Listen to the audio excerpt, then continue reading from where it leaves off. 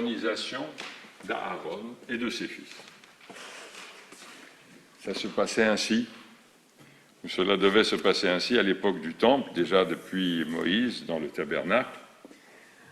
Et cela peut difficilement nous inspirer quant à ce qui doit être fait aujourd'hui, quand un rabbin est nommé dans une synagogue, ou quand un premier ministre était élu.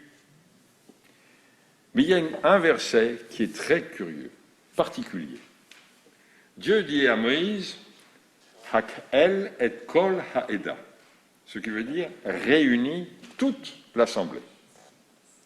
C'est-à-dire que le devoir de Moïse était de réunir l'assemblée des enfants d'Israël qui se trouvaient à ce moment-là dans le désert, de telle sorte qu'ils forment kol ha'eda, une assemblée où chacun était le témoin de l'existence de l'autre et où chacun était responsable de l'autre.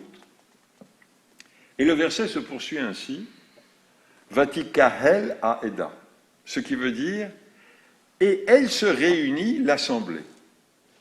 Comme si le texte voulait nous dire que lorsque Moïse a demandé à toute l'assemblée des enfants d'Israël de se réunir pour une chose positive, qui était l'intronisation de la prêtrise, qui permettait à ce moment-là tout un processus, non seulement le fait de pouvoir faire des sacrifices, mais aussi un processus de rapprochement entre les gens, un processus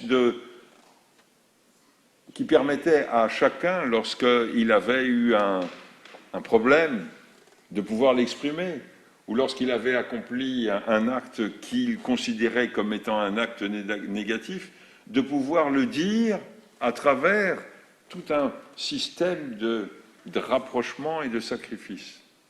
Donc Moïse a dit, Dieu a dit à Moïse, réunis toute l'assemblée. Nous ne savons pas ce qui s'est passé entre ce mot et la fin, Vatikahel ha'eda, et elle s'est réunie l'assemblée.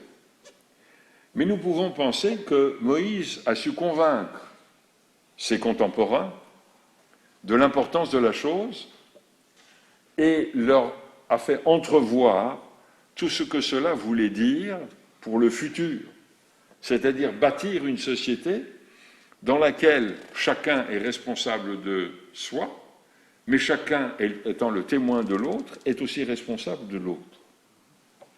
À ce moment-là, l'Assemblée s'est réunie, on dirait aujourd'hui, comme un seul homme, et une femme aussi. Alors c'est compliqué. Comme un seul être humain.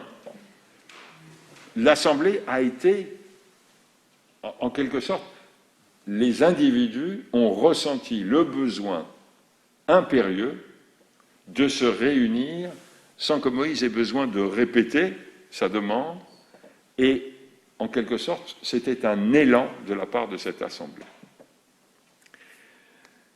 Si les politiciens israéliens aujourd'hui lisent ce texte, ils doivent se dire que, ma foi, ils n'ont pas réussi à convaincre, que ce soit les uns ou que ce soit les autres.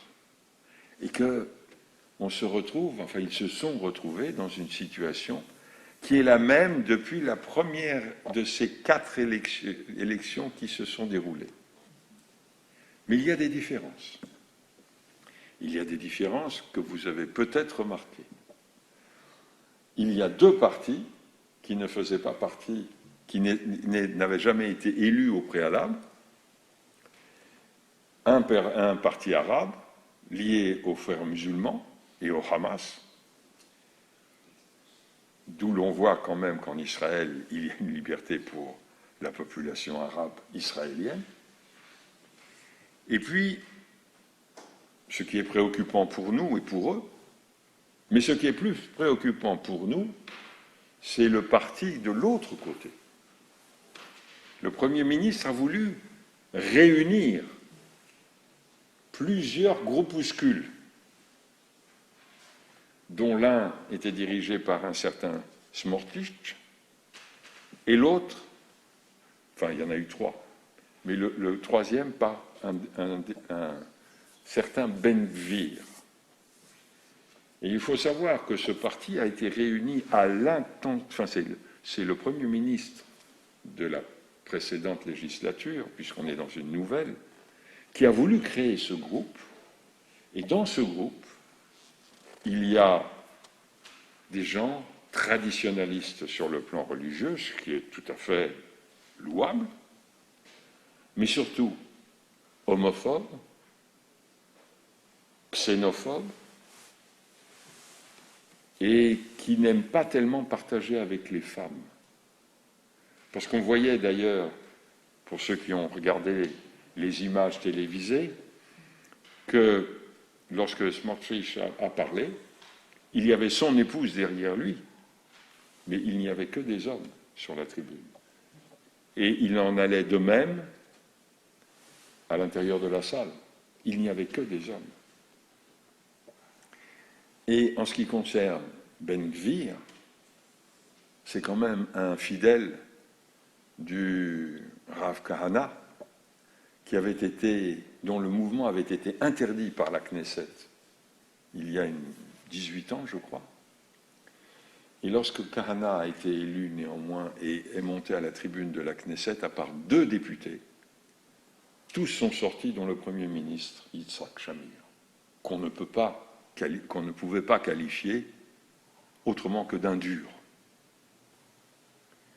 Et ceci est extrêmement préoccupant, parce que si l'on transpose à ce qui se passe dans nos pays, eh bien je vous dirais que l'UDC est une douce copie de Ben Gvir, et que Marine Le Pen aujourd'hui est une douce copie de Ben Gvir. C'est-à-dire qu'on se trouve à l'heure actuelle avec des députés, qui pourront prendre la parole bien évidemment, qui sont traditionalistes, et ils ont tout à fait le droit de l'être, mais misogynes, homophobes et xénophobes. Je ne veux pas dire racistes, puisque les races n'existent pas. Et on peut craindre pour l'avenir de la société israélienne. Parce que si demain un Premier ministre dit « nous allons nous réunir Kol Haeda », est-ce que cela va se passer comme à l'époque de Moïse, Vatikahel Haeda? Quelquefois j'en doute.